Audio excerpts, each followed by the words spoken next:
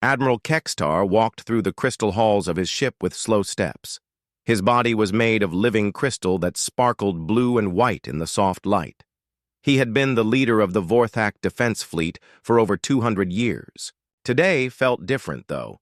Something was bothering him, but he could not say what it was. The Galactic Council ruled over most of the known galaxy. 7 different alien races worked together to keep peace among the stars.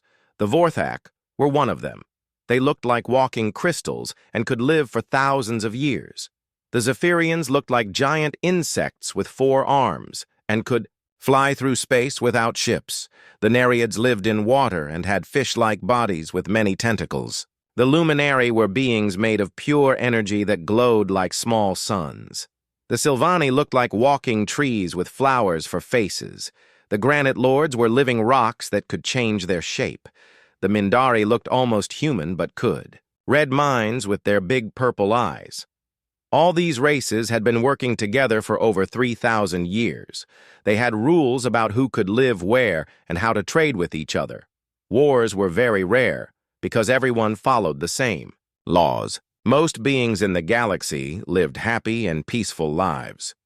Kekstar reached his office and sat down at his crystal desk.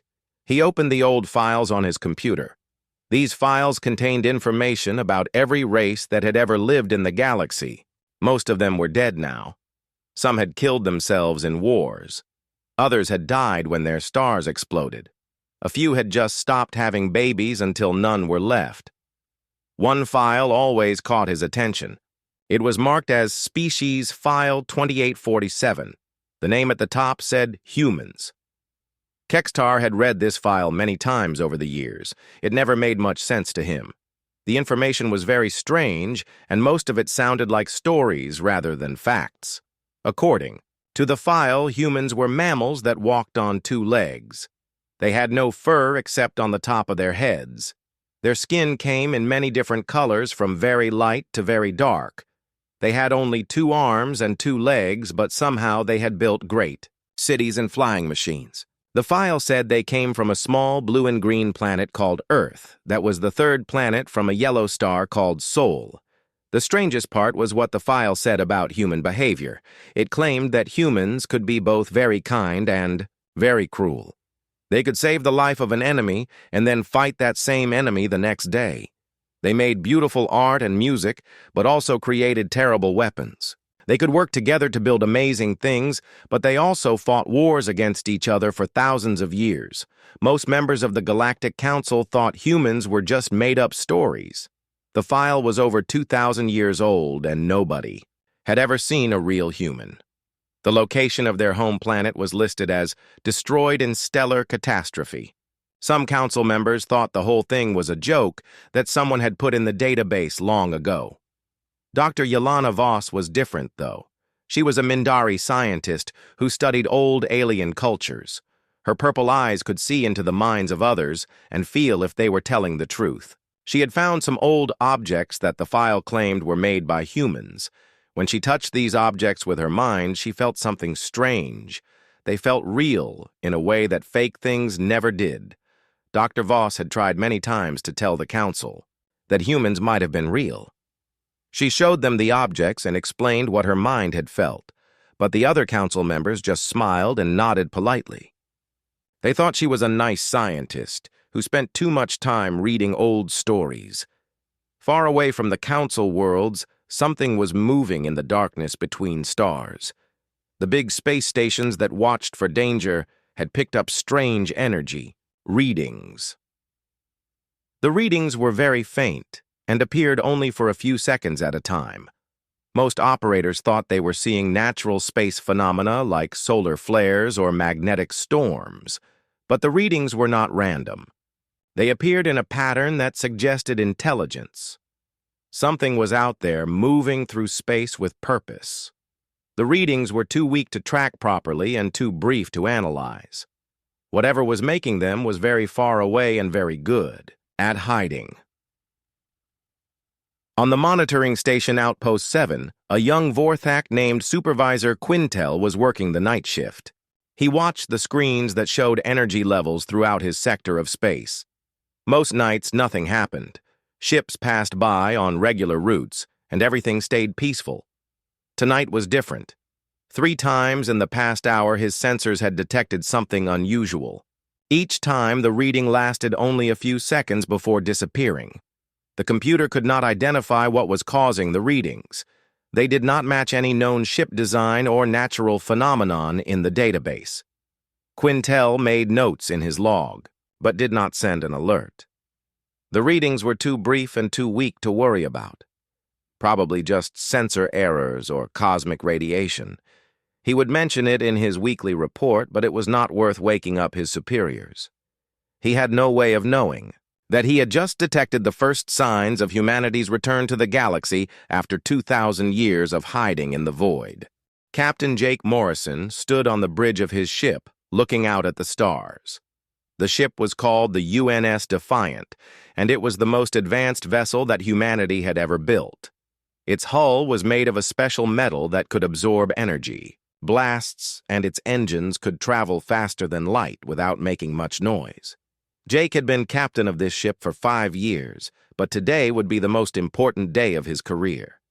Behind him, his crew worked at their stations with quiet efficiency. Commander Lisa Park sat at the weapons console checking their defensive systems.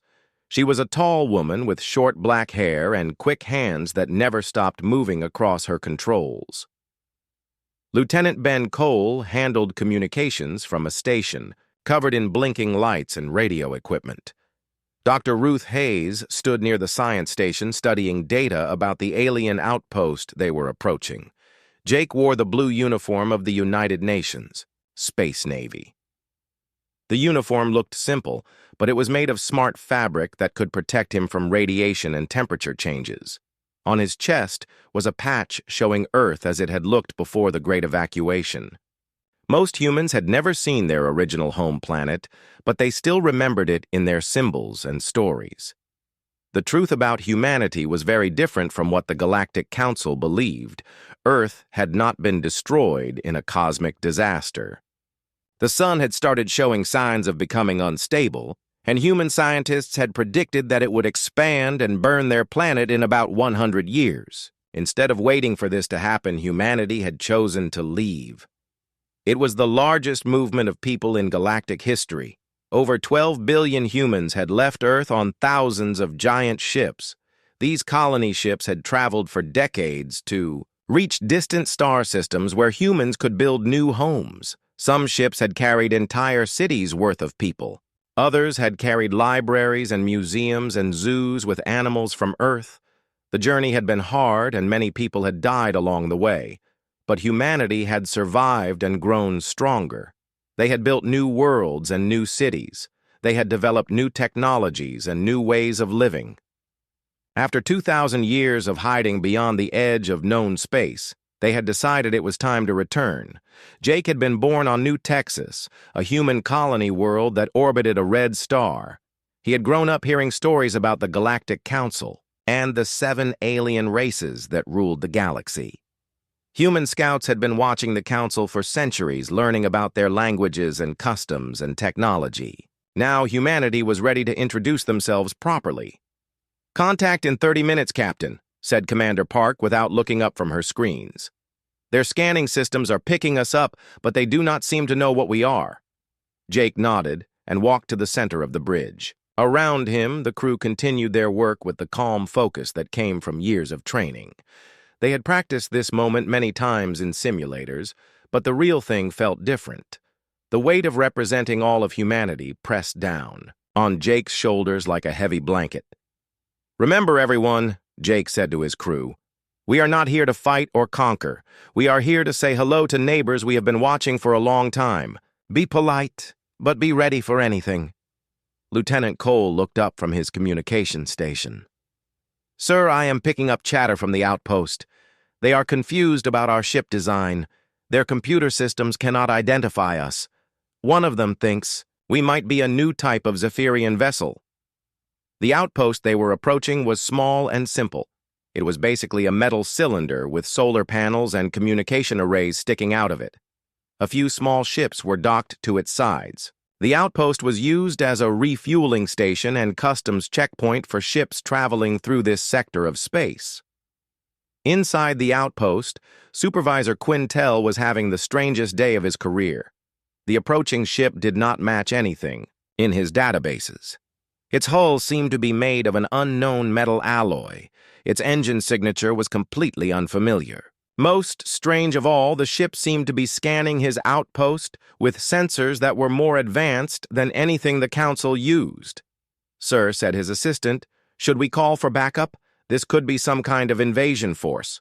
Quintel looked at his screens again. The approaching ship was certainly powerful, but it was not acting hostile.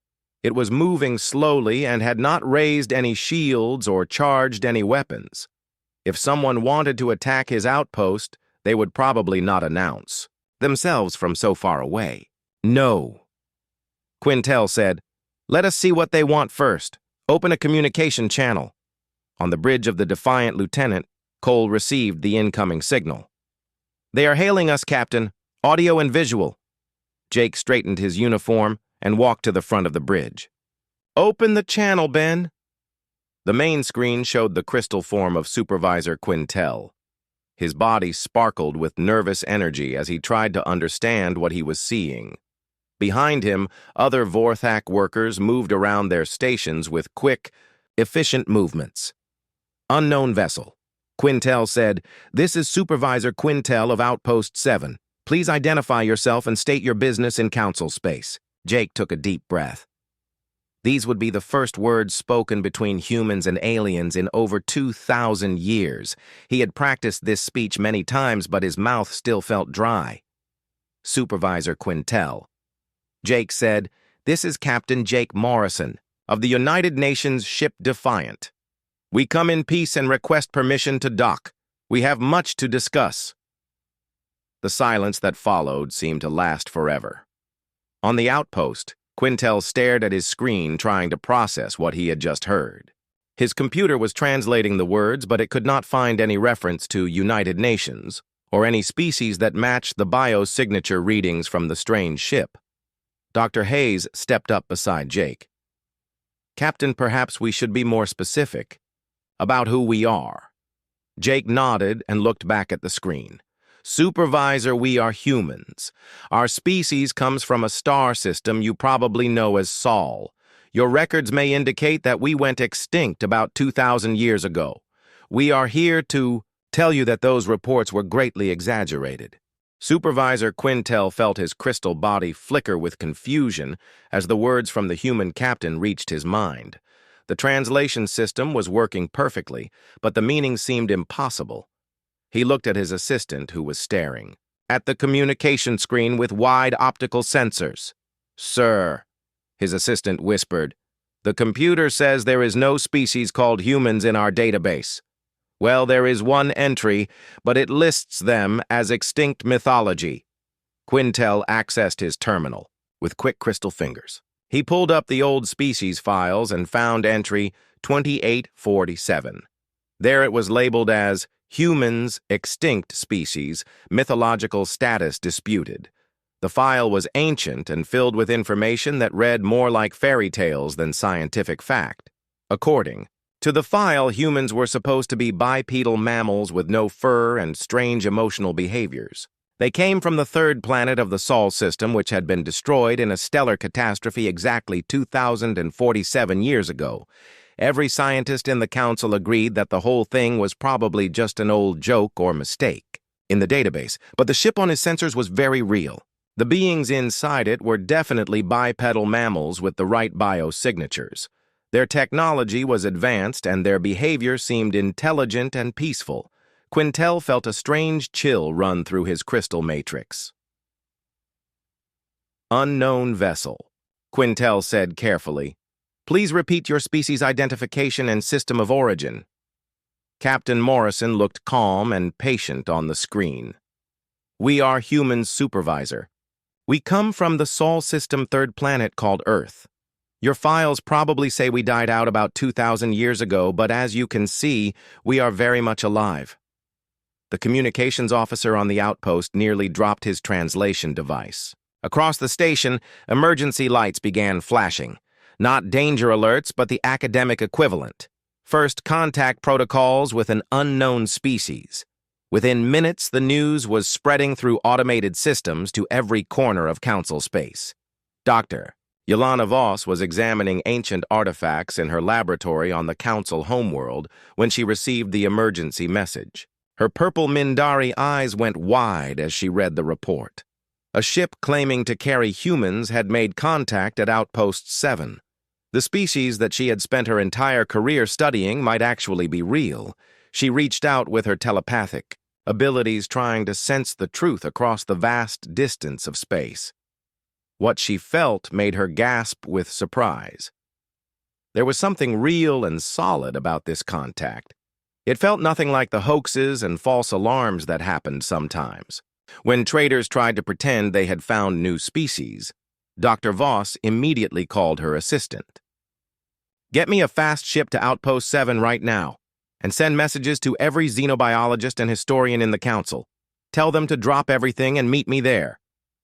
Meanwhile, Admiral Kextar was in his private chambers when the news reached him. He had been reading the same human file that fascinated him so much. When his communication device started flashing with urgent messages, he almost ignored it. Then he saw the subject line about first contact, and his crystal form went rigid with attention. The report was brief, but shocking. A ship had appeared at Outpost 7, claiming to carry humans from the extinct Sol system.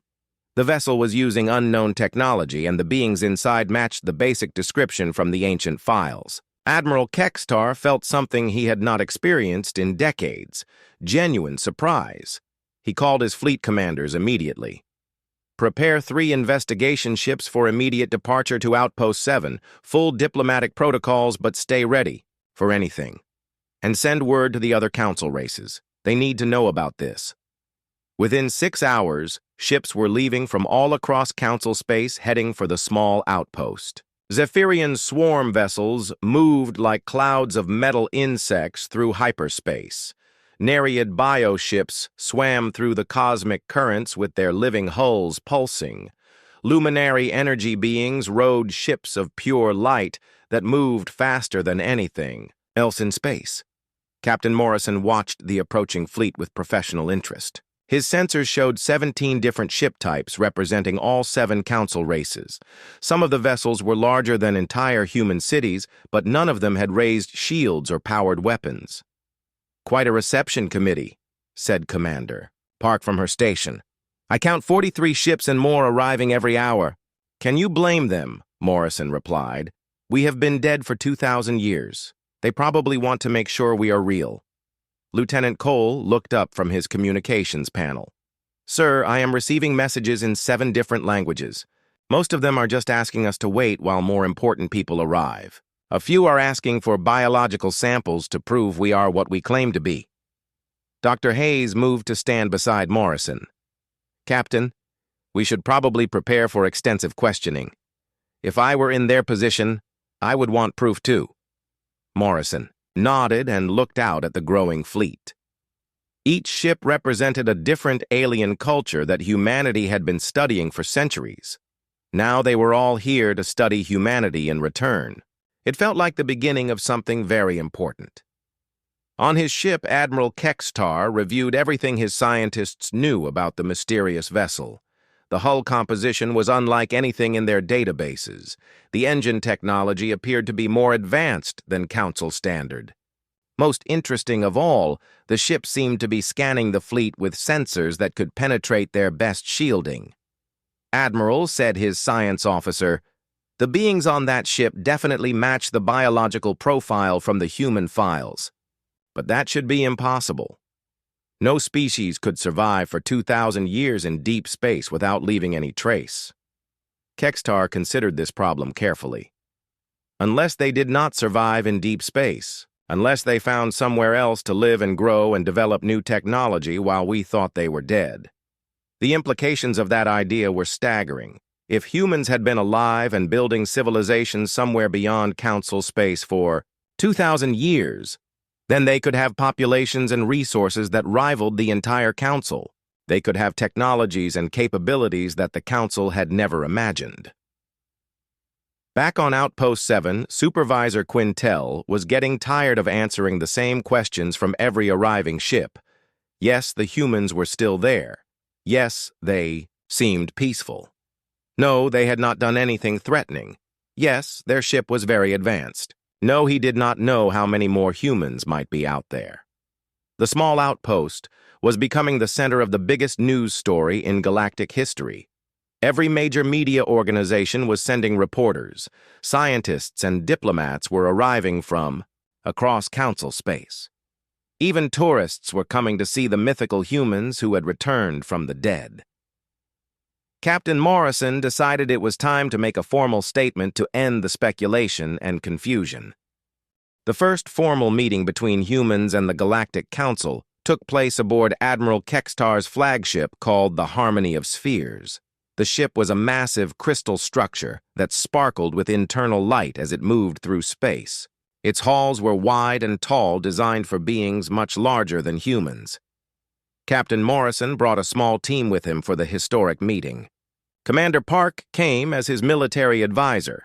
Dr. Hayes represented human science and culture. Lieutenant Cole handled communications and translation. They wore their best-dressed uniforms and carried recording devices to document everything that happened. The main conference room was enormous, with a crystal table that could seat 50 beings. Representatives from all 7 council races were present. Admiral Kextar's crystal form towered over the humans like a living statue.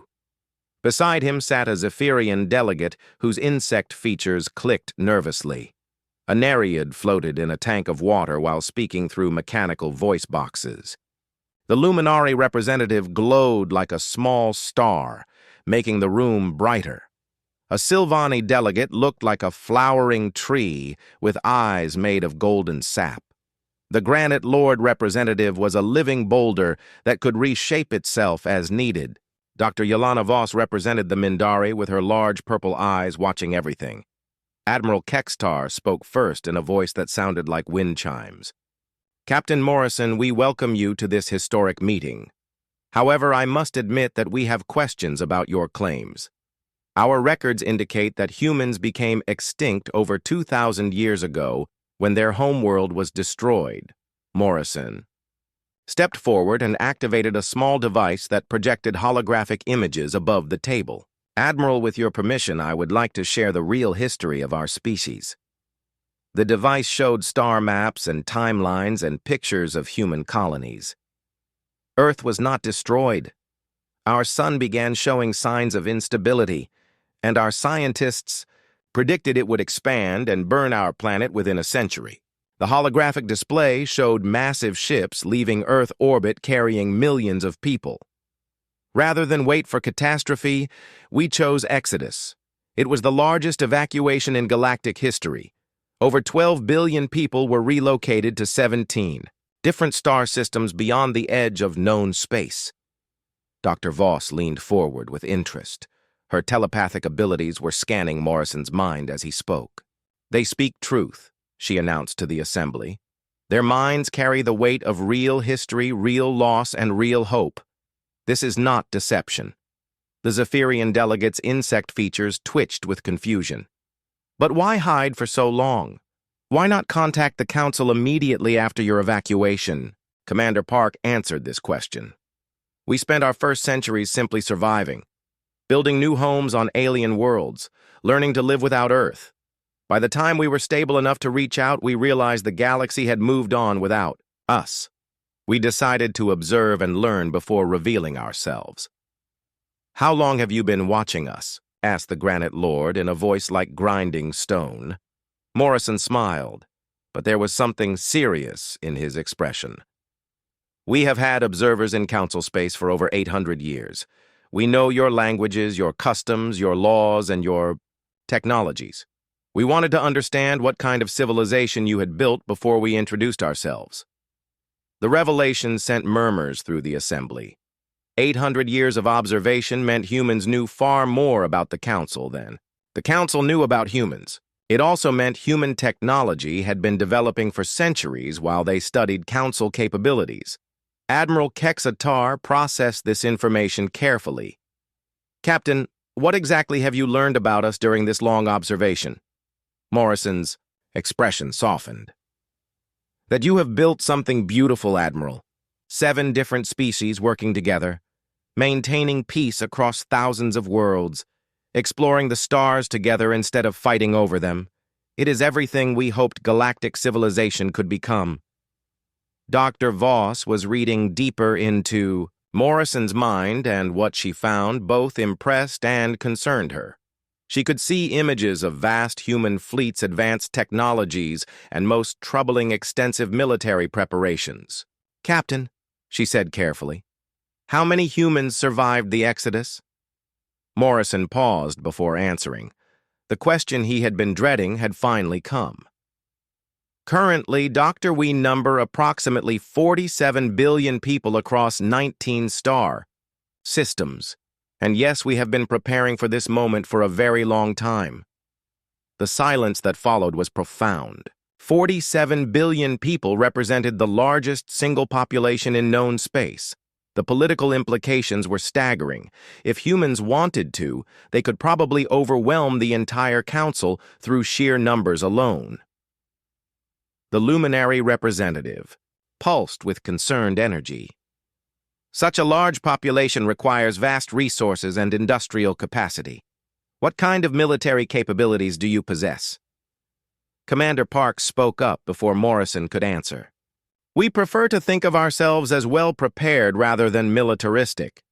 We have learned from studying galactic history that peace is preserved through strength and wisdom working together." Dr. Hayes activated another holographic display showing human colonies and cities. "Our focus has been on building sustainable civilizations.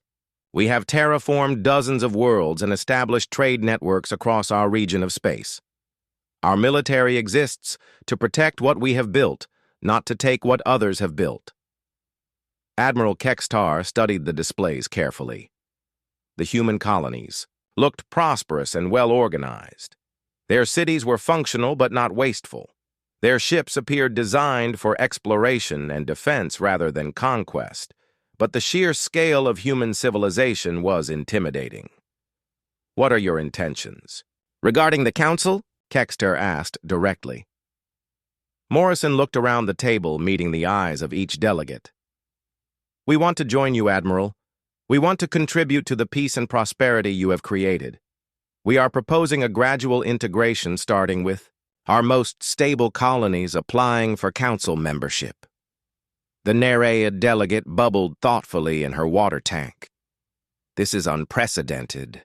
No species has ever applied to join the Council after being presumed extinct. There are no procedures for this situation." Dr. Voss had been conducting deeper telepathic scans of the human delegation. What she found in their minds was complex. They genuinely wanted peace and cooperation, but they also carried within them a capacity for violence that was unlike anything she had encountered. Their minds contained detailed knowledge of Council weaknesses and strategic plans for every possible scenario. "There is something else the Council should know," Dr. Voss said carefully. "Human military technology appears to be significantly advanced. They have had 2,000 years to develop weapons and defenses while studying our capabilities. If they intended conquest, they would likely succeed." Morrison nodded grimly. "Dr. Voss is correct about our capabilities, but she is also correct about our intentions. We do not want to rule the galaxy. We want to help protect it." "Protect it from what?" asked the Sylvani delegate in a voice like rustling leaves. Morrison exchanged glances with his team. "Our long watch has revealed many things about this galaxy, Admiral, including threats that the Council has never encountered. Things that sleep in the deep void between galaxies. Our return is not just about rejoining galactic civilization. It is about preparing for challenges that none of us can face alone." Chibu. Meeting continued for several more hours with detailed discussions about human technology, culture, and government. By the end, it was clear that humanity represented both an unprecedented opportunity and an unprecedented challenge for the Galactic Council. The Council's emergency sessions continued for 3 days as reports flooded in from across the galaxy. Human ships that had been hiding in deep space for centuries were now revealing themselves. Not invading or threatening, but simply making their presence known. The scope of human civilization was becoming clear, and it was larger than anyone had imagined. Admiral Kextar found himself coordinating with Captain Morrison as more human vessels approached the meeting point. What had started as first contact with a single ship had become the largest peaceful military display in galactic history. Over 200 human ships had appeared in the space around Outpost 7, and more were arriving every hour. Captain Morrison, Kextar said during a private communication, "Your people seem remarkably well prepared for this moment." Morrison nodded from his bridge. "Admiral, we never intended to remain hidden forever. We have spent 8 centuries preparing for reintegration. We studied your languages, learned your customs, and analyzed your legal systems. We do not want to disrupt what you have built. We want to help make it stronger." The human fleet that assembled over the following week was a marvel of engineering and organization. Ships ranged from massive colony vessels that could carry entire cities to sleek military cruisers that moved like living things through space. All bore the same distinctive human design philosophy, where form followed function, but with an elegance born of necessity rather than decoration. The largest ship in the human fleet was the UNS Ascendant, a diplomatic vessel that served as humanity's mobile embassy. It was commanded by Lieutenant General Kate Sullivan, a veteran of the colony wars who now served as humanity's senior ambassador. She had spent her entire career preparing for this moment. General Sullivan brought with her detailed proposals for integration that showed just how thoroughly humans had studied the Council. She knew the bureaucratic procedures for membership applications. She understood the economic systems that governed interstellar trade. She even knew the cultural preferences of each council race for diplomatic protocol.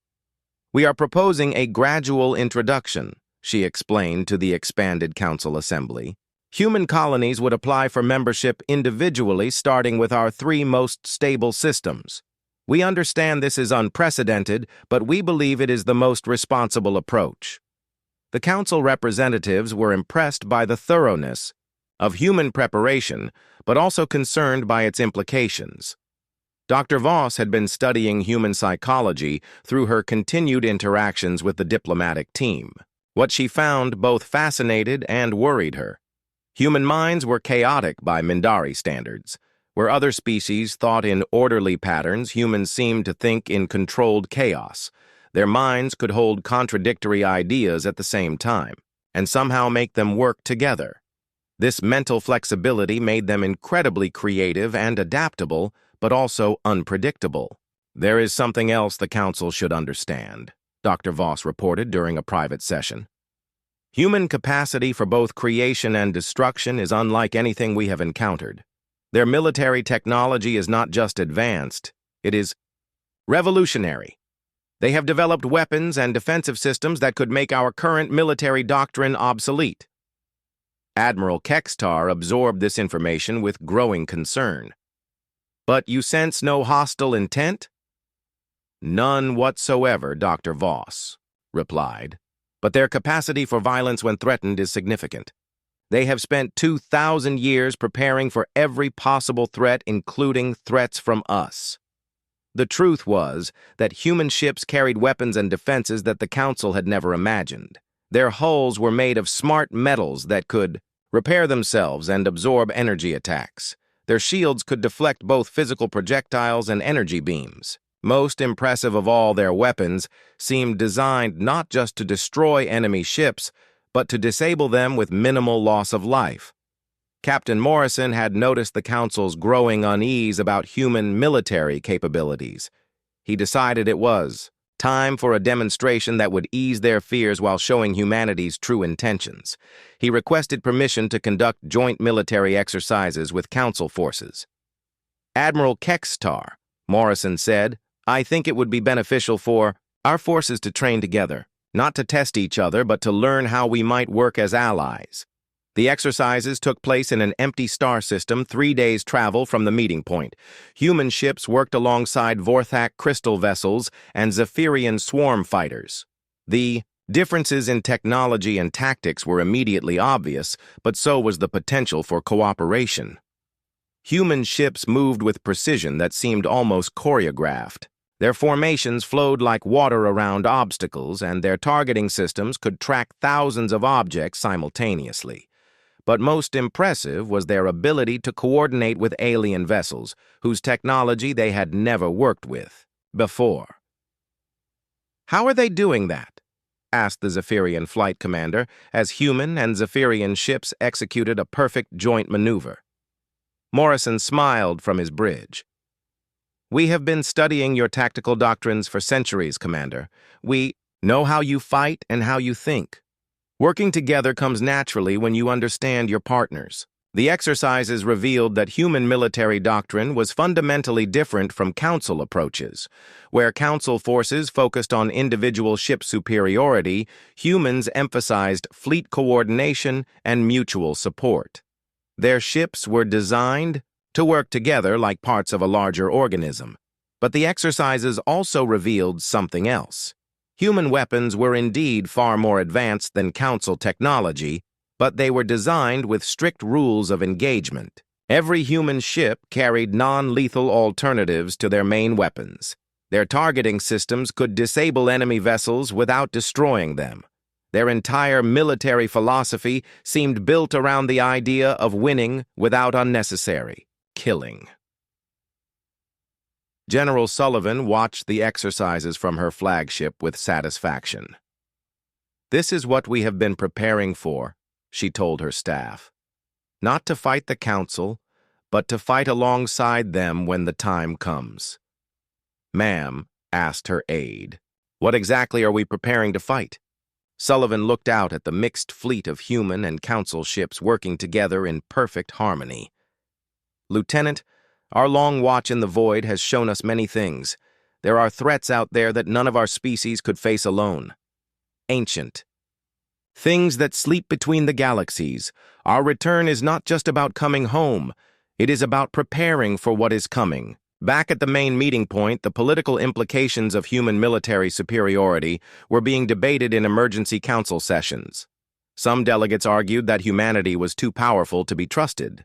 Others pointed out that if humans wanted to conquer the galaxy, they probably would have done so already. Dr. Voss provided the perspective that finally swayed the debate. The humans could have revealed themselves at any time over the past 8 centuries, she pointed out. They could have appeared with overwhelming force and demanded submission. Instead, they have spent decades planning a peaceful integration. Their actions speak louder than their capabilities. Admiral Kextar made the final decision.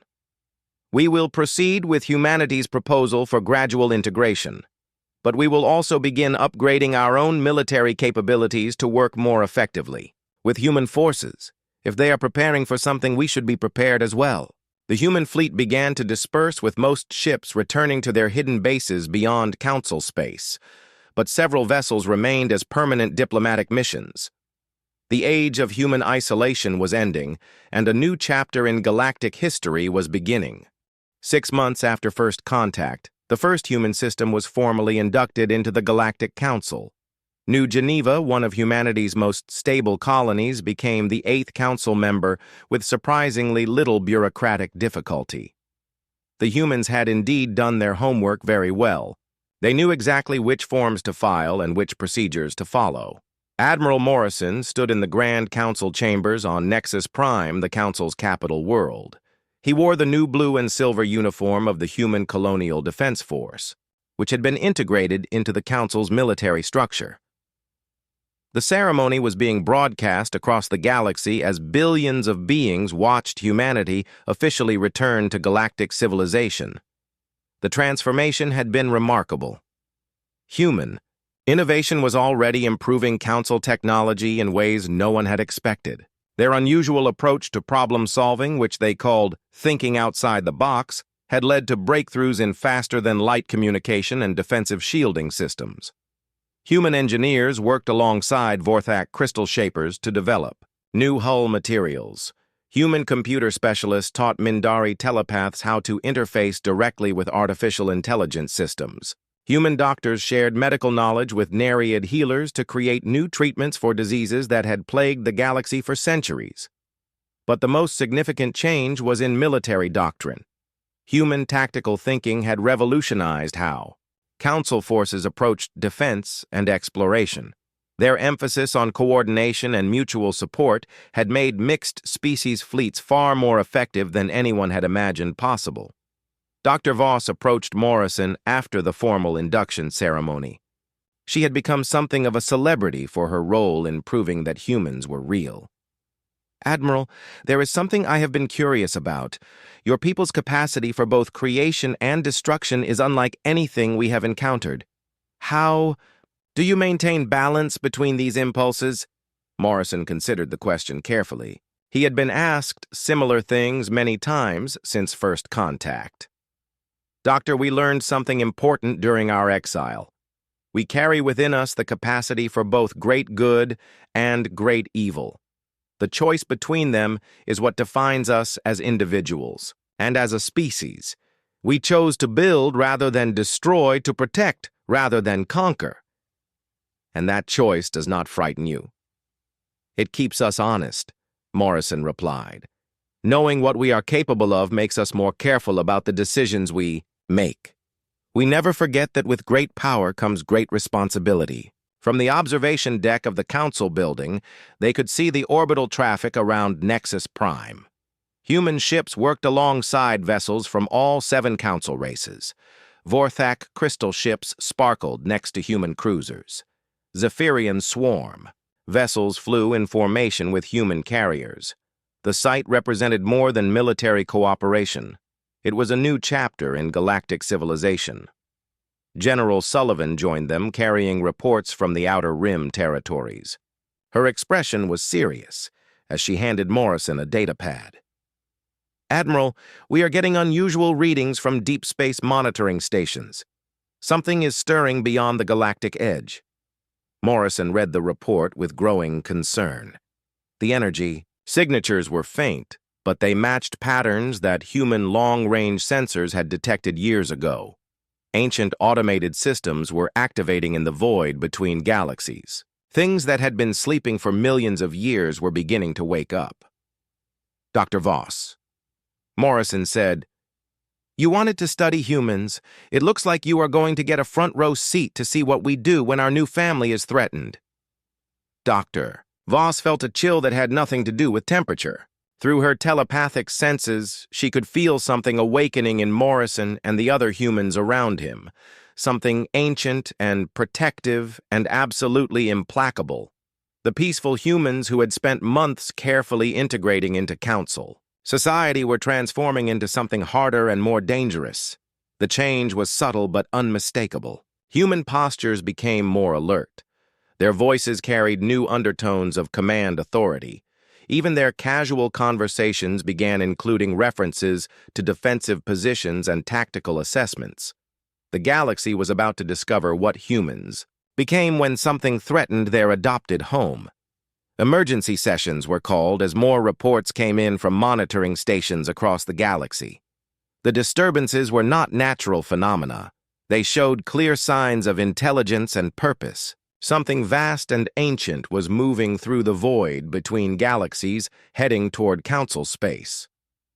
Morrison stood before the full Council assembly as Admiral Kextar called for order. Representatives from all 8 member species filled the Great Chamber. The humans were no longer guests or petitioners. They were full members with equal voice in Council decisions. Admiral Morrison Kextar said, "Your people have more experience with deep space observation than any of us. What are we facing?" Morrison activated a holographic display showing the energy readings and tracking data. These signatures match ancient automated systems that were old when our galaxy was young. "We believe they are reconnaissance probes sent by something that exists in the space between galaxies. something that views inhabited worlds as resources to be harvested. The implications were staggering. If Morrison was correct, then the galaxy faced a threat unlike anything in recorded history. An intelligence so old and powerful that it could send probes across the vast emptiness between galaxies. "What do you recommend?" asked the Silvani representative in a voice like wind through leaves. Morrison looked around the chamber, meeting the eyes of delegates from all 8 species. "We prepare for war, not the small conflicts between neighboring systems that we have known, but total war for the survival of everything we have built." "How do we fight something like this?" asked the Granite Lord delegate. Morrison smiled grimly. "Together, we use every advantage we have. Council wisdom and experience. Human tactical innovation, every species contributing their unique strengths to our common defense." Over the following weeks, the galaxy began the largest military mobilization in its history. Human shipyards that had been hidden for centuries began producing vessels at an incredible rate. Council worlds started converting civilian infrastructure to military production. Scientists from all 8 species worked together to develop new weapons and defenses. Dr. Voss spent her time studying the ancient probe signals, trying to understand the intelligence behind them. What she found in the data patterns was terrifying. The probes were not just gathering information, they were marking targets and calculating resources. Whatever had sent them was planning something vast and destructive. "How long do we have?" Morrison asked during one of their strategy sessions. Dr. Voss consulted her analysis. "Based on the probe movements and the energy buildup we are detecting, I estimate 18 months before the main force arrives. Maybe less." Morrison nodded and looked out at the growing fleet assembling around Nexus Prime. Human ships formed the backbone of the defense force, but vessels from all Council species were present. The sight filled him with both pride and determination. 18 months to prepare the galaxy for the fight of its life, he said. "We had better get to work." In the depths of space, ancient sensors registered the expanding energy signatures of the combined human council fleet. For the first time in eons, something that had slumbered in the dark between galaxies began to stir with genuine interest. The galaxy had changed since the last harvest. These young races had grown strong and united. Most intriguing of all, they had been joined by a species that carried within them the capacity for both creation and destruction in equal measure. It would be an interesting harvest indeed.